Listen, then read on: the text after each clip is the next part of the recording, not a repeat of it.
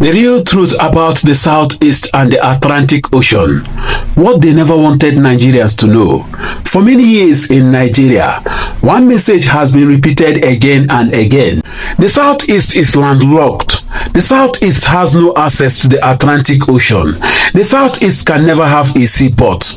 But today, let's say it plainly, that statement is not geography, it is not science, it is not the truth, it is politics, and it was created to limit the Southeast. Because when you look closely at the land, when you look at the rivers, when you look at the history, when you look at the geography, you will discover something shocking.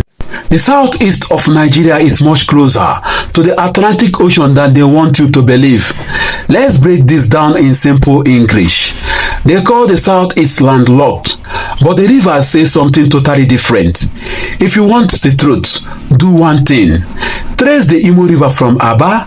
No dams, no waterfalls, no blockages. Just one long highway flowing straight towards the Atlantic Ocean. This is not a tiny river.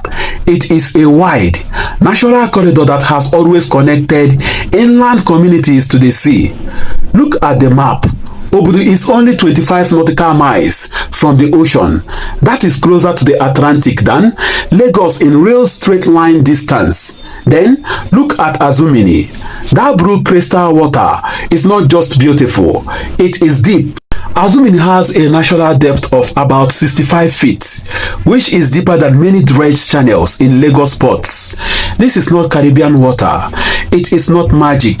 It is evidence of a deep natural channel that is not filled with slits. Now look at the plants around these waters. Mangroves, saltwater plants. You can only find them in places where the sea influences the water. They grow in coastal areas, not in places that are landlocked. If the southeast were truly landlocked, mangroves will not grow deep inside Aba and Imo, but they do. Biology has spoken. The Atlantic reaches inland